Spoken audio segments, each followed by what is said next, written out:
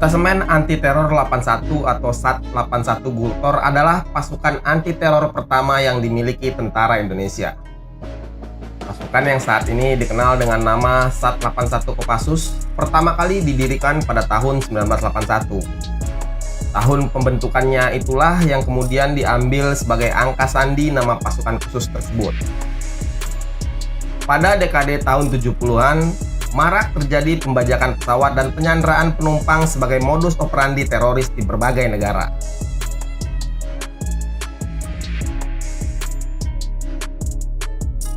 Pasukan ini berdiri di latar belakangi maraknya aksi teror di dunia pada saat itu. Melihat kondisi ini, Kepala Pusat Intelijen Strategis Letnan Jenderal LB Murdani berinisiatif mendirikan sebuah pasukan khusus anti teror berdasarkan analisis ancaman keamanan pada waktu itu. Lalu dia memanggil Letnan Kolonel Sintong Panjaitan, asisten operasi Kopasanda, yang kini menjadi Kopassus, untuk menyiapkan pasukan khusus anti teror tersebut. Dan terpilihlah dua orang perwira terbaik dari Kopasanda. Dua orang itu adalah Mayor Luhut Binsar Panjaitan dan Kapten Prabowo Subianto. Luhut dan Prabowo dikirim ke Jerman Barat guna menempuh pendidikan anti teror. Tapi mereka bukan dikirim untuk belajar pada pasukan militer elit. Mereka dikirim ke Jerman Barat guna menimba ilmu pada polisi. Luhut dan Prabowo belajar di Satuan Polisi Elit GSG 9. Atau dalam bahasa Jerman disebut Grenzschutzgruppe 9. GSG 9 bukanlah satuan militer. Pasukan anti teror ini adalah Polisi Federal Perbatasan di Jerman Barat. Dalam buku Sintong Panjaitan, Perjalanan Seorang Prajurit Para Komando, disebutkan bahwa pendidikan anti teror di GSG 9 berlangsung selama 22 minggu. Selama 13 minggu pertama, mata pendidikan meliputi tugas-tugas kepolisian, masalah hukum, kemampuan menggunakan berbagai jenis senjata, dan seni bela diri karate. Penekanan bidang akademik di GSG 9 ini lebih besar dibanding kebanyakan pendidikan di satuan anti teror di negara-negara lain. Ini menjadi latar belakang mengapa satuan ini dipilih sebagai kawah candra di muka untuk menggembleng Luhut Binsar Panjaitan dan Prabowo Subianto. Apalagi pendidikan anti teror di GSG 9 ini termasuk paling sulit di dunia. Bukti rata-rata hanya sebanyak 20% siswa yang berhasil lulus menyelesaikan pendidikannya di sini. Ini menunjukkan betapa berat dan sulitnya pendidikan anti teror di GSG 9. Hebatnya, Prabowo dan Luhut sukses menyelesaikan pendidikannya.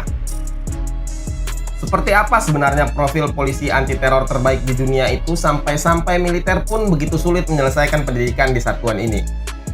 Pasukan khusus polisi federal Jerman ini sampai saat ini dianggap sebagai salah satu unit khusus terbaik di dunia. Pasukan elit polisi ini lahir berawal dari tragedi Black September, yakni peristiwa penyanderaan atlet Israel pada Olimpiade Munich. Pada tanggal 5 September 1972, milisi Palestina menyandera dan membunuh atlet Israel. Pada saat itu, polisi Jerman tidak siap dan tidak dapat menyelesaikan situasi dengan baik. Belajar dari pengalaman itulah kemudian dibentuk pasukan elit yang diproyeksikan memiliki kemampuan anti teror yang mumpuni. Adalah Kolonel Ulrich Wegener yang ditugaskan membentuk pasukan ini. Pada waktu itu, Wegener adalah petugas penghubung polisi federal untuk Kementerian Dalam Negeri Jerman. Saat membentuk pasukan khusus ini, Wegener menerima bantuan dan pelatihan dari Inggris, Israel, dan Amerika Serikat, sedikit dari negara yang pada saat itu memiliki unit satuan khusus anti teror. Wegener adalah legenda penanggulangan terorisme di Jerman Barat. Banyak medan laga yang diterjuninya saat memimpin GSG 9. Wegener sendiri sejak muda sudah ikut pertempuran dalam Perang Dunia. Dia ikut wajib militer saat remaja dan terjun dalam pertempuran Berlin yang mengakhiri rezim Nazi dan menghentikan keterlibatan Jerman dalam Perang Dunia Kedua. Dia sempat menjadi tawanan perang pasukan Amerika dan kemudian kembali ke Jerman Timur untuk menyelesaikan sekolahnya. Tidak betah dengan pemerintahan komunis di Jerman Timur, Wegener kemudian melarikan diri ke Jerman Barat dan mulai bergabung dengan polisi. Saat Luhut dan Prabowo menimba ilmu anti teror di GSG 9, Wegener memang sudah tidak menjadi komandannya. Saat itu, komandan GSG 9 adalah Klaus Blatte.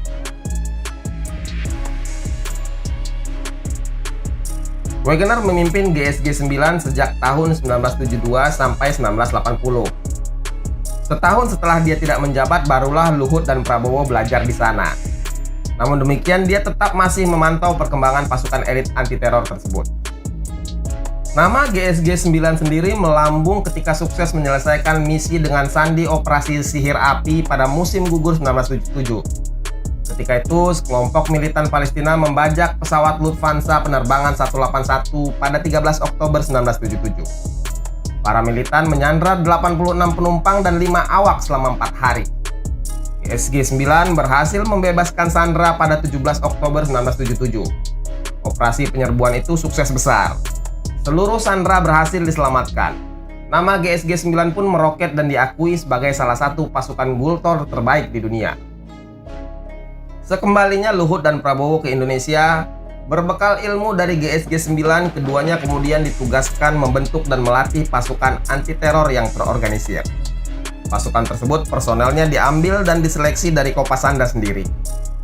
Luhut didapuk menjadi komandan, sementara Prabowo menjadi wakil komandannya. Selain menanggulangi teror, pasukan khusus ini kerap diikutsertakan dalam pengamanan perjalanan Presiden Soeharto ke luar negeri maupun kunjungan kerja di dalam negeri. Setiap anggota dari pasukan khusus ini wajib menguasai satu spesialisasi, seperti intelijen, kontra-intelijen, penanggulangan teror, perang kota, pendaki serbu, penembak runduk, dan lain-lain. Untuk anti-teror, pendidikan dilakukan di Satuan Latihan Sekolah Pertempuran Khusus di Batu Jajar. Secara keseluruhan, bisa dipastikan bahwa Sat 81 Kopassus terlibat di dalam berbagai operasi rahasia militer yang dilakukan ABRI dan kemudian dilanjutkan oleh TNI.